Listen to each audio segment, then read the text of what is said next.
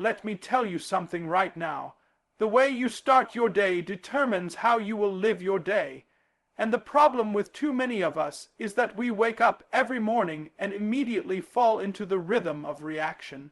From the moment our feet touch the floor, we are not leading the day.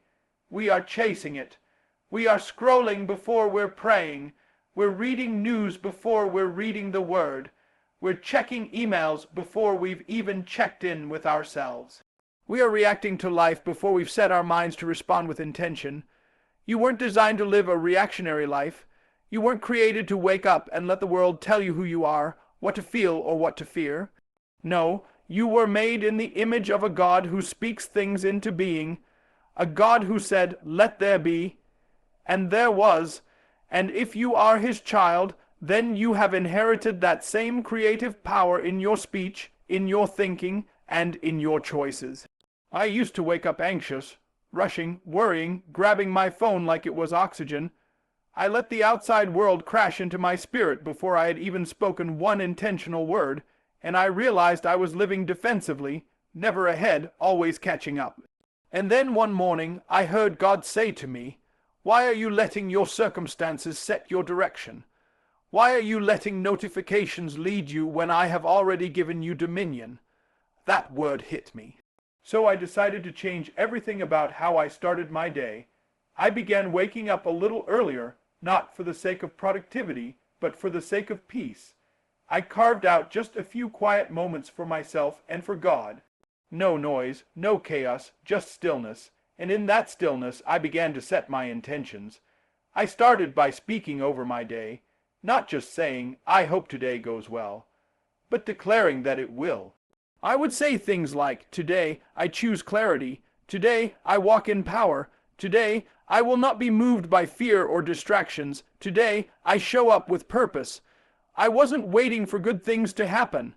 I was commanding my atmosphere to align with my faith.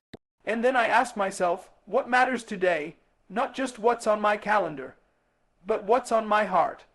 I took a moment to write down 3 things I wanted to experience or focus on. Maybe it was patience.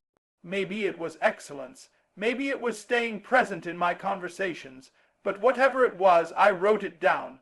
Not to wish it into being, but to will it into being through my awareness. I also gave God the first part of my mind.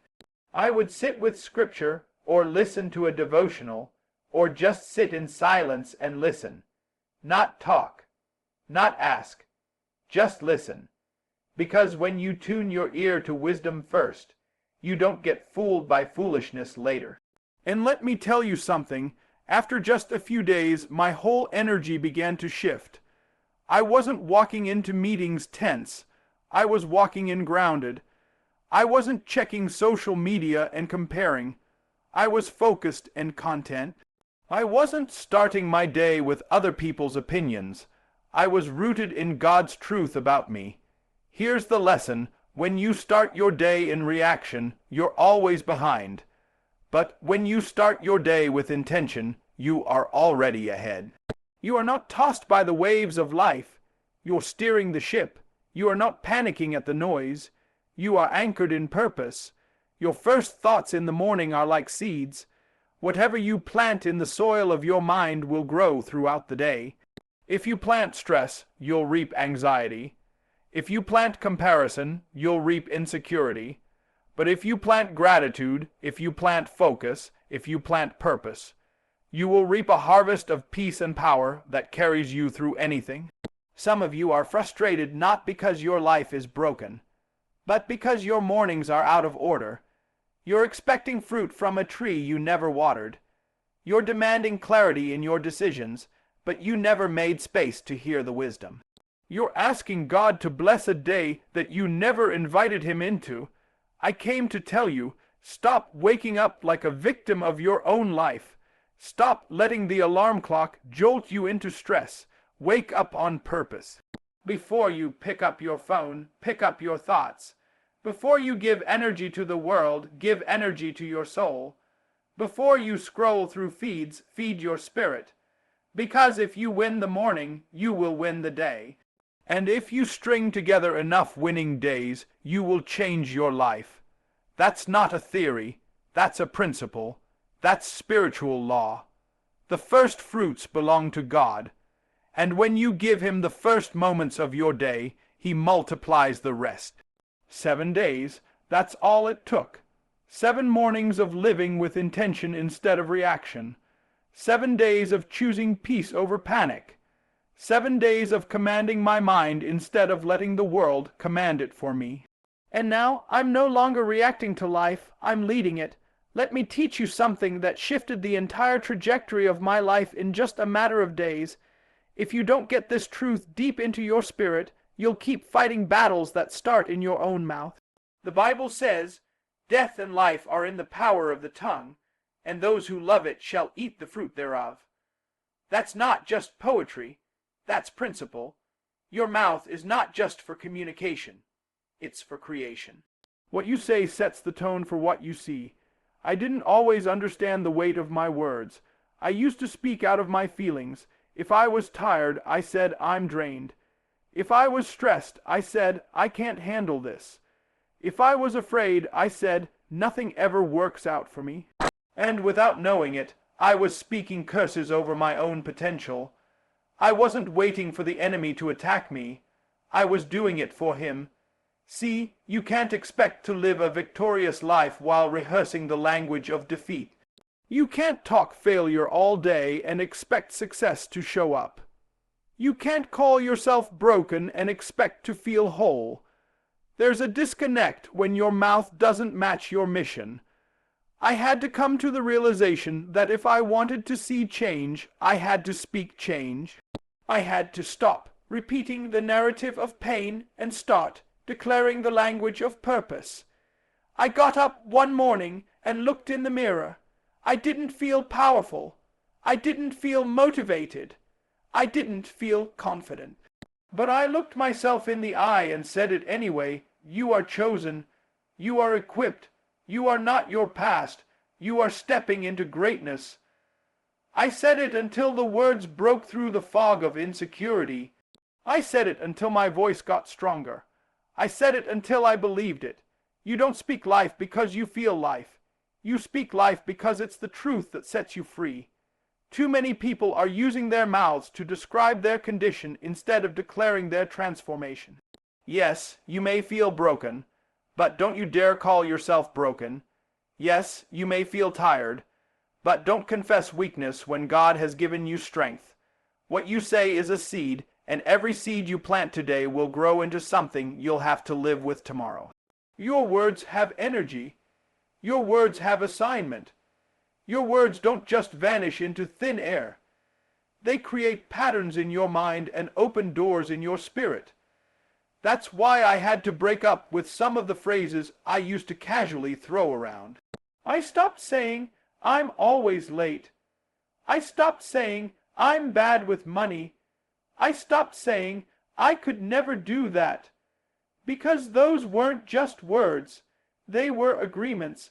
I was coming into agreement with limitation, and God never gave me permission to limit myself like that. Instead, I began speaking as if my future was already unfolding. I said, "I'm disciplined." Even when I wasn't, I said, "I'm a good steward." Even when I was still learning, I said, "I walk in purpose." Even when I was unsure. Because speaking life isn't about pretending. It's about prophesying. It's about aligning your language with where you're headed, not just where you are. I began blessing my day before it even started. I said, "This day is loaded with favor. This day is filled with opportunities. I will meet the right people. I will speak the right words. I will walk through every door God opens." And let me tell you, something started to shift. The way I carried myself changed. The way I prayed changed. The way I handled problems changed. Because when you speak life, you start to expect life.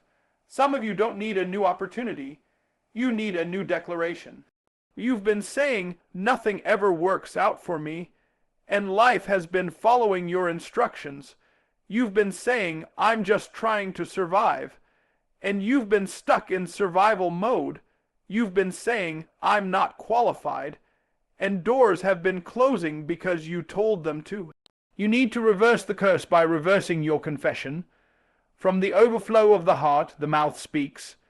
So if the mouth is toxic, the heart is infected, and the cure is not silence, it's substitution. Don't just try to shut up. Start to speak up. Replace doubt with truth. Replace fear with faith. Replace shame with grace, because your voice is a tool, and what you use it for determines what you build.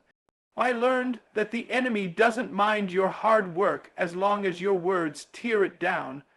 You can hustle all day, but if you call yourself a failure before you sleep, your words will undo your work.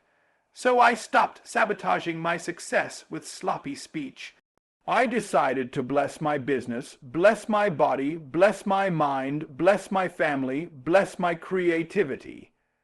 Not because everything looked perfect, but because I knew the power of my tongue could shape what my eyes couldn't yet see. 7 days, that's all it took. 7 days of declaring life over every area I used to curse. 7 days of aligning my words with the promises of God. 7 days of speaking with conviction, even when I didn't feel it yet. And in just 1 week, my internal world began to match the words I was releasing. You have the power to change your life, but it starts with changing your language. Speak life, and you will see life. Growth is not something that just happens because you want it to. Growth is not a gift. It's a grind. It's not automatic. It's intentional. If you want to grow, you have to plan for it. You have to schedule it like your life depends on it, because in many ways it does. I used to think that as long as I was working hard and staying busy, I was growing. But activity doesn't equal advancement. Just because your calendar is full doesn't mean your soul is fed. Just because you're running doesn't mean you're moving forward. A hamster on a wheel is busy, but it's still in a cage. I realized that if I didn't start scheduling my growth, my distractions would schedule my destruction. Life has a way of pulling you in every direction if you don't have an anchor. One day it's work demands, the next it's family emergencies, then it's exhaustion, then it's emails, then it's errands. And if you're not careful, you'll blink and a year will pass and you'll still be in the same place. Wiser in age, but not deeper in purpose. So I made a decision, not just to grow, but to schedule my growth. I started treating my personal development like an appointment I couldn't cancel. I carved out time, not leftover time, but priority time to grow. To read, to learn, to reflect, to plan, to invest in the me I could become. Every day I set aside 1 hour, just 60 minutes, not to work, not to hustle, but to build my inner man. I read books that challenged my thinking. I listened to messages that stirred my faith. I wrote down ideas. I asked hard questions. I gave my growth a space to breathe, and in just 1 week, I felt like I had opened the windows of my mind and let the wind of wisdom blow through. Let me make it plain. If you don't put growth on your calendar, it won't show up in your character. You cannot grow by accident. You cannot stumble into wisdom. You cannot drift into excellence. You schedule growth the same way you schedule meetings. You prioritize development the same way you prioritize deadlines, because nothing grows in the dark unless you shine a light on it. I want to ask you, what does your calendar say about your values? You say you want to grow, but where is it on your schedule? You say you want to be better, but where are the appointments you've set with your future? Some of us have scheduled everything but our evolution. We've scheduled vacations, but not vision. We've scheduled entertainment, but not enlightenment. We've made room for everyone else's needs, but have neglected the needs of our own growth. And let me tell you this, growth is not convenient. It doesn't ask your permission. It doesn't wait for the perfect time. If you're waiting until your life slows down to grow, you'll never grow. You grow in the chaos. You grow in the stretch. You grow when you say, I don't have time, but I'm going to make time. Because what you make room for is what makes you. When I started scheduling my growth, I started attracting things I had never seen before. New ideas, new strategies, new confidence, Because growth is magnetic. When you take yourself seriously, the world starts taking you seriously too. When you show up for your own development, doors start opening. Not because you knocked harder, but because you became stronger. Don't miss this. Your mind is a muscle. Your spirit is a reservoir. Your habits are bricks in the foundation of your destiny. If you don't train your mind, it'll default to mediocrity. If you don't feed your spirit, it'll starve under pressure. If you don't build strong habits, you'll collapse under weak moments. And hear me clearly, growth doesn't always feel good. Sometimes it's uncomfortable. Sometimes it exposes your blind spots. Sometimes it humbles you, but that's the cost of elevation. That's the price of transformation. If you only do what feels good, you'll never become what's great. Some people say, I'm too busy. Let me tell you, growth doesn't take a lot of time. It just takes intention. 5 minutes of focus can shift your mindset. 10 minutes of learning can spark an idea that changes everything. 30 minutes of journaling can unlock clarity you've been praying for. It's not about having hours. It's about owning the minutes you already have. When I started scheduling my growth, I stopped feeling stuck. Because every day, I was depositing something into the bank of my future. I was sowing seeds of discipline, knowledge, awareness, and vision. And like any good seed, in due time, it began to multiply. And you don't have to announce it. You don't have to prove it. Just show up every day and grow quietly, and soon enough, the fruit will speak for itself. People will look at you and say, something's different. And you'll smile, not because it happened overnight, but because you planned for it. 7 days of scheduled growth changed me. It sharpened my mind. It stirred my spirit. It aligned my path. And I'm telling you, if you make growth a priority, it will make room for your purpose. Schedule your growth and watch your life expand in ways you never imagined. If you want to change your life in 1 week, you've got to do more than change your habits. You've got to change your atmosphere. And nothing defines your atmosphere more than the people you allow into your inner circle. The truth is, you can be praying for growth, striving for success, working on your discipline. But if you're surrounded by people who speak doubt, live in fear, and operate in small thinking, you will constantly be battling the current of negativity. You can't fly when you're flapping your wings in a cage full of chickens. When I began to intentionally guard my circle, I realized that not everyone who walks with you is going where you're going. Some people are in your life because of where you've been, not because of where you're headed. And if you're not careful, they'll keep you stuck in a season that God has already called you out of. Their conversations will hold you hostage. Their advice will stunt your faith. Their energy will weigh down your momentum. It's not about arrogance. It's about alignment. I had to ask myself, do the people closest to me feed my purpose or drain my vision? Every interaction either deposits something into your soul or withdraws something from it. And after years of letting the wrong people sit at the table of my life, I finally stood up and said, no more.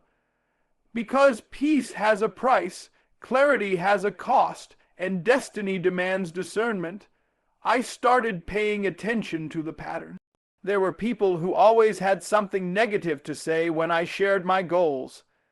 People who never celebrated when I succeeded, but were quick to analyze when I struggled. People who always needed something, but never had anything to give back. And for a long time I excused it. I said, that's just how they are. But I realized I can't build a future while babysitting broken mindsets. So I did something radical. I evaluated every voice. I evaluated every conversation. I asked, does this person challenge me to grow? Do they push me toward excellence? Do they speak life or drain my energy? Do they stretch my thinking or shrink my confidence? And when I answered honestly, the results were clear. I had to start distancing myself, not out of hatred, but out of honor for where I was going. Let me teach you something. Loyalty has limits. You do not owe your future to people who are married to your past. You do not have to keep entertaining circles that poison your progress. You can love people without giving them access. You can pray for people without letting them sit in the control room of your emotions. When I began guarding my circle, I didn't just look at who was around me. I looked at who was feeding me. Who are the voices you allow into your ears? Who are the people speaking into your decisions? Who are the individuals that influence your standards? Because what you tolerate in your circle will become what you normalize in your life. I sought out people who made me uncomfortable in a good way. People who were further ahead, more disciplined, more intentional. Because growth doesn't come from comfort. Iron sharpens iron, not cotton. I needed voices that would correct me with love, challenge me with grace, and stretch me with truth. And when I found them, I held on to them like gold. Some of you are exhausted because you're surrounded by people who only take. You're pouring out, encouraging everyone else, carrying burdens that were never meant to be yours. You're running on empty because you've confused being needed with being nourished. But hear me, you can't fulfill your purpose while constantly managing other people's dysfunction. You've got to draw the line. You've got to set the standard. You've got to say, if you're in my life, you've got to come with peace, with purpose, and with perspective. Don't let guilt keep you connected to what God is trying to prune. Pruning is not punishment, it's preparation. When you cut away what no longer fits, you make space for what's next. When you release what's draining you, you create capacity for what's destined for you. It only took 1 week of guarding my circle to feel the shift. The weight lifted, the clarity returned, my energy increased. I had space to think. I had room to breathe. I had fewer distractions, more direction. I wasn't spending hours defending my vision. I was surrounded by people who believed in it. And when your circle shifts, your mindset follows. Your decisions sharpen, your habits align, your outcomes elevate. So don't just pray for elevation. Protect your elevation. Guard your gates. Set your standards. Watch your associations. Because who walks with you will determine how far you go.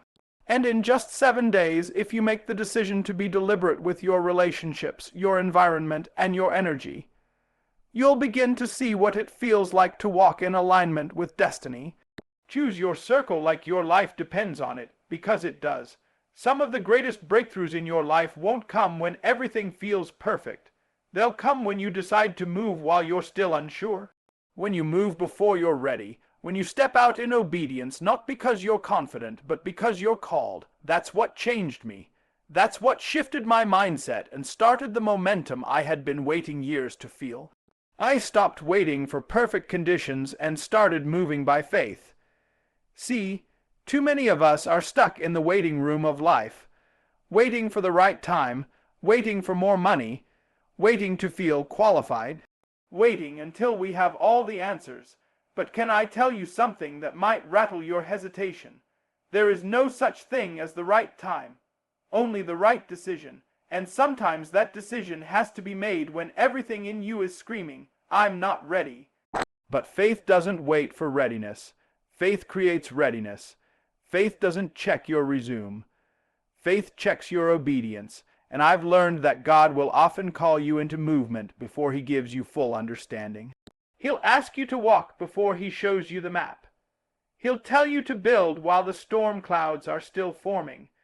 Because if you always wait until you feel ready, you'll never move at all. Let me teach you a principle that flipped the script in my life. Movement creates momentum. You don't get momentum from overthinking. You don't get momentum from sitting in fear. You get it by doing something, by starting the book, making the call, launching the idea, asking the question, taking the risk. Movement activates the next door. Motion signals heaven that you're serious. When I moved before I was ready, I didn't just gain ground, I gained clarity, because some revelations only show up in the process, not the planning.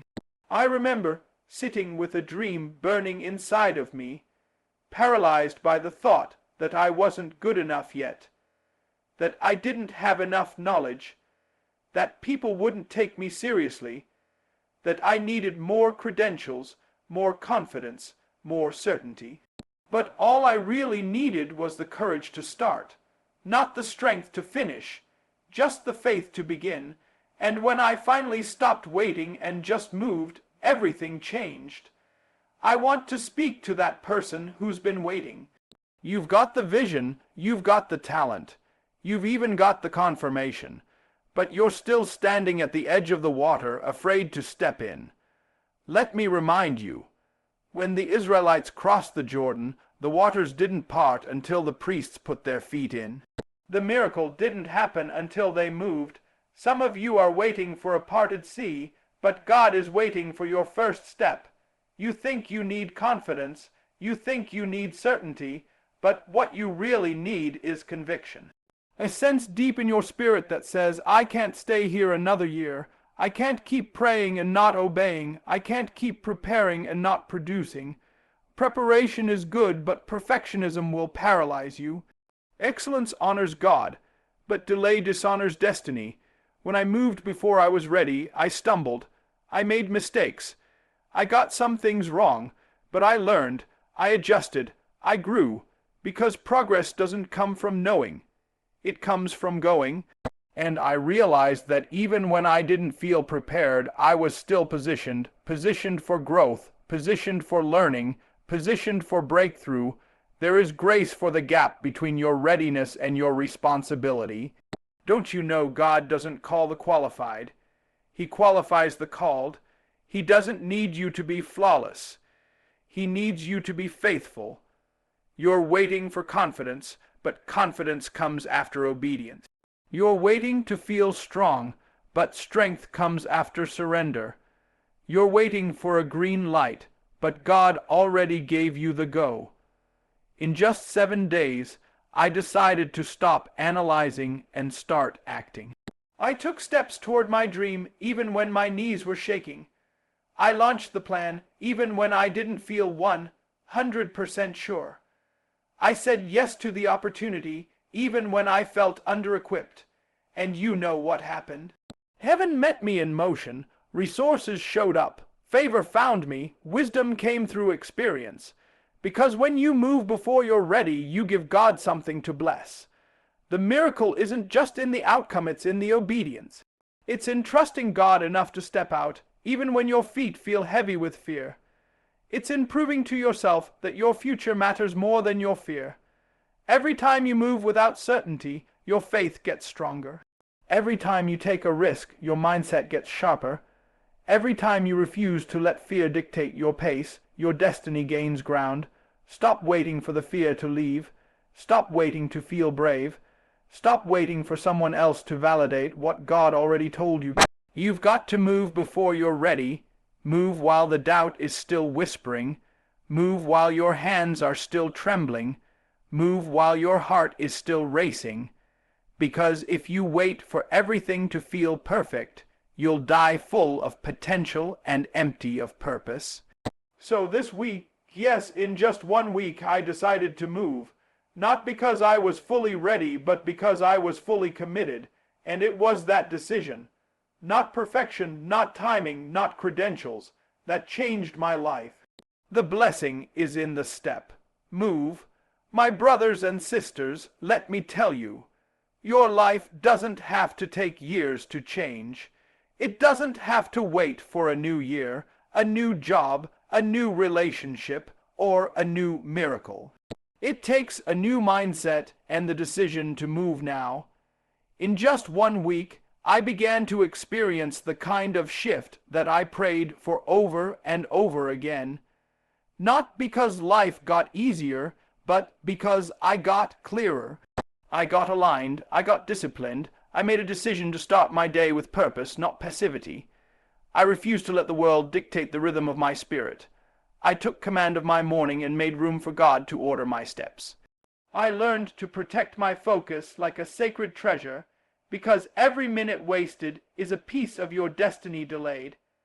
I stopped letting distractions rob me of my devotion and chose discipline over comfort. I began to schedule my growth because purpose doesn't grow in leftover time. I stopped asking for change without planning for it. I gave my soul a routine, my spirit a rhythm, and my mind the food it needed to lead. I guarded my circle, not out of fear, but out of wisdom, because who walks with you will always shape what walks in you. I chose voices that sharpened me, challenged me, believed in me, and could celebrate the calling on my life without being intimidated by it. And finally, I had to move before I felt ready. I stopped waiting for the stars to align and started walking in faith, one trembling step at a time. I moved with fear in my gut but fire in my bones.